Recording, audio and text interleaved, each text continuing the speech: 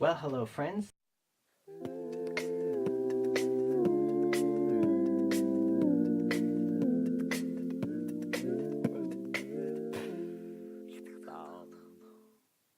This is hopefully the first episode of several that I'm going to be doing. I'm going to start off with a quick PSA. Mamas, don't let your babies grow up to be Tide Pods. Don't let them stick laundry soap inside of their mouths. Let them be stronger than peer pressure too. Mamas, don't let your babies grow up to be Tide Pods. They'll never learn how to wash their own clothes when they have no Tide to use. I should mention Tide is not a sponsor. This is a little segment I like to call commercial time. What up friends, just here at the grocery store doing some grocery shopping done. None of this behind me is a sponsor, but whatever. Speaking of shopping, that's all I'll say about that.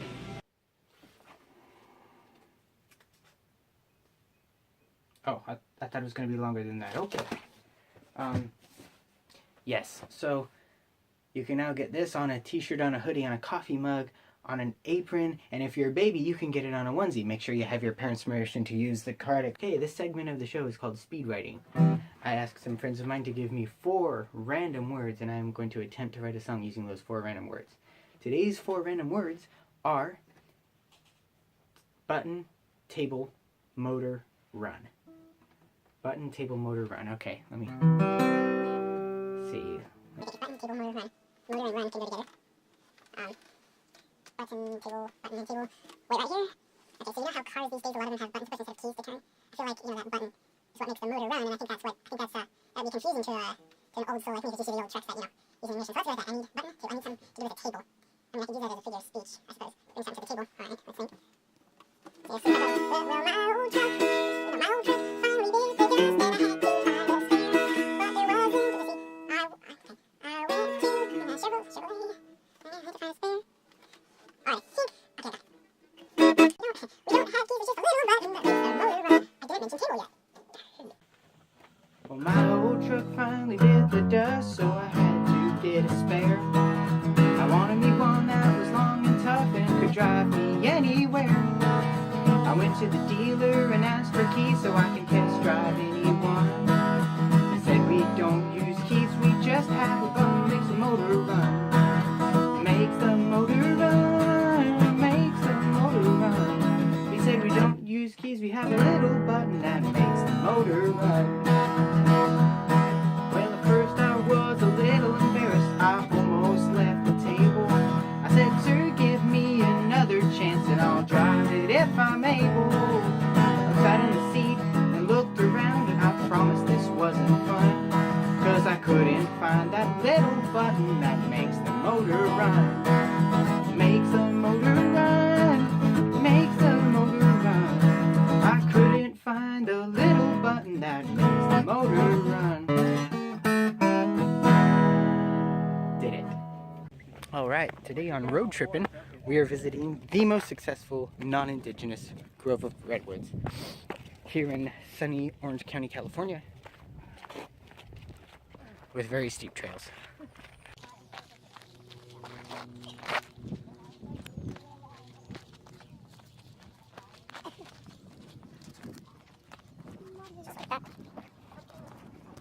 Immediately you notice that it's like 10 degrees cooler in here. This is all owned by the U.S. Army. Right here I'm walking along the edge, but this goes on for, little ways that way, little ways this way. Like I said earlier, it's the most successful non-indigenous redwood grove. Redwoods need a lot of moisture. They take a lot of their water from the fog in the mornings when you're up in Northern California. And we don't get that as much down here in Orange County. So it's really cool that they were able to, really neat that they were able to survive here. Pardon me real quick. Fences, don't you know? That's hard to do with one hand. Maybe I should not. Here you go. Real life California redwood. So here's a full grown redwood. Here's its little child. How adorable.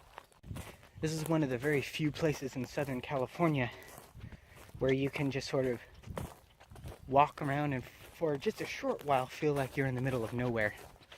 There's hardly, you know, every now and again you'll see a hiker or a biker or something, but it's really quiet, especially when you're not walking. You can hear birds and things off in the distance, and it smells like redwoods, which is a great smell.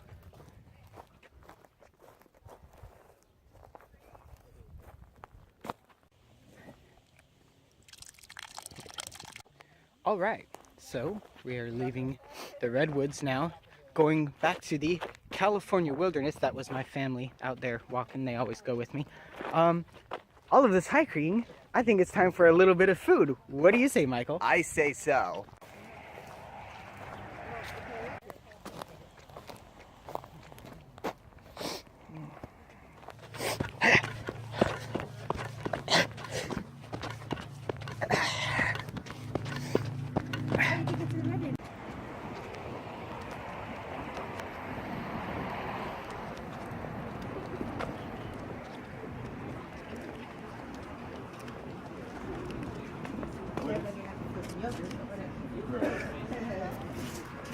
Only you.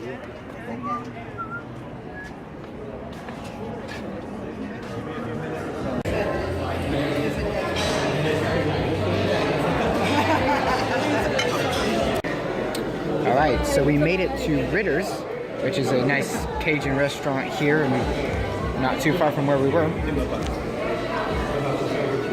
This here is the house gumbo.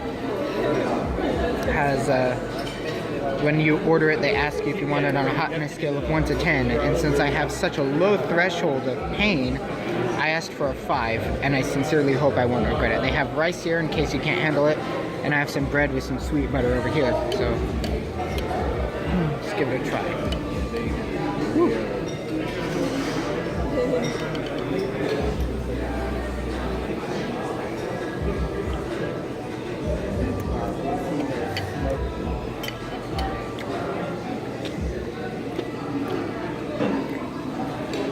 I highly recommend it.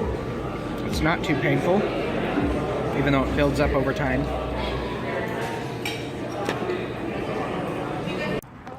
I purposely didn't get off. This is a segment I like to call Book Review.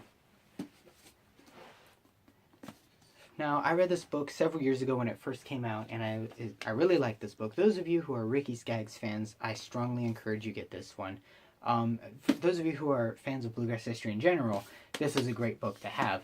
Has a lot of great pictures on the inside, and, well, I'm not going to spoil it, but spoiler alert, he becomes famous. Alright, well, that's about all the time I have for today. I know this was sort of short. I don't just want to hear from you, I need to hear from you. Please, please, please write me either in the comments below or at this email, therealmarkwimberley@gmail.com. Don't forget, there's a link to buy t-shirts, hoodies, coffee mugs, whatever, in the description below. I'd love to hear from you on all my social medias. Until the next time I see you, may the roads rise to meet you, may the wind be always with you, and may the Lord bless you and keep you until we meet again. Stay tuned for another episode as soon as I hear what you want to see in the coming episodes.